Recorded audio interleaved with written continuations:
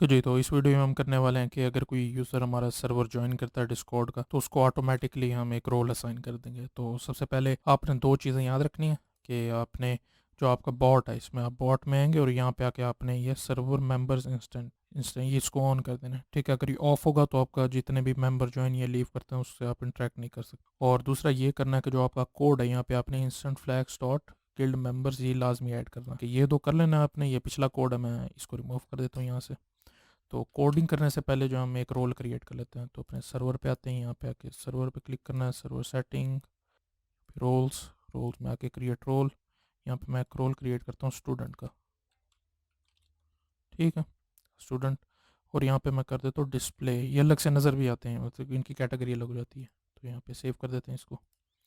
ठीक है, तो यहाँ देख सकते हैं आप ये स्टूडेंट का रोल आ गया। ठीक है, अब हमने जो यूज़र हमारा ज्वाइन करे उसको हमने साइन करना है, तो इसके लिए अब हम कोड करते हैं।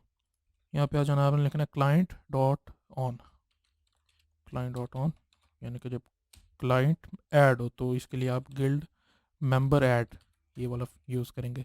मैसेज भेजने के लिए मैसेज वाला यूज़ करते थे, इसके लिए गिल्ड मेंबर ऐड। और इसके बाद आप इसका फंक्शन देंगे एसिंक। ठीक है, एसिंक्रोनियस फंक्शन है और इसमें इसका नाम होगा गिल्ड ऐड। फंक्शन का नाम दे देते हैं सिंपल। अब हमने ये करना है कि जोन सा रोल हम चाहते हैं वो आप लेंगे, तो यहाँ पे आप लिख दें constant role is equal to. अब हम जो हमारा जो यूज़र ऐड हो रहा है, जिस सर्वर में ऐड हो रहा है वहाँ से हमने लेना है। तो यहाँ पे गिल्ड, सॉरी यहाँ पे मैंने स्पेलिंग गलत लिख दी है जी, हाँ गिल्ड।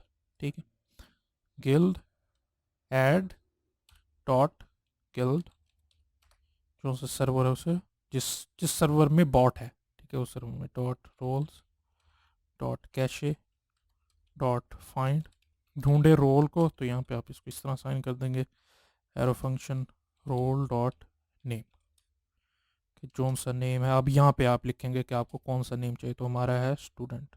स्टूडेंट हमारा रोल है। ठीक है, ये इसको ढूंढेगा कि अगर इस नाम का कोई रोल है, इस यूज़र ने सर्वर ज्वाइन किया है, वो यूज़र ले लेंगे। फिर चेक करेंगे कि किस सर्वर में ज्वाइन किया है, यानी कि आपका डिस्कॉर्ड बोर्ड बहुत सारे सर्वर में हो सकता है, तो उस सर्वर में चेक करेंगे रोल्स को। ठीक है, अगर आपको ये वाला रोल मिल जाता है स्टूडेंट वाला, ठीक है, तो ये रोल असाइन हो जाएगा किसको, इस रोल वाले कांस्टेंट को, वेरिएबल को असाइन हो जाएगा।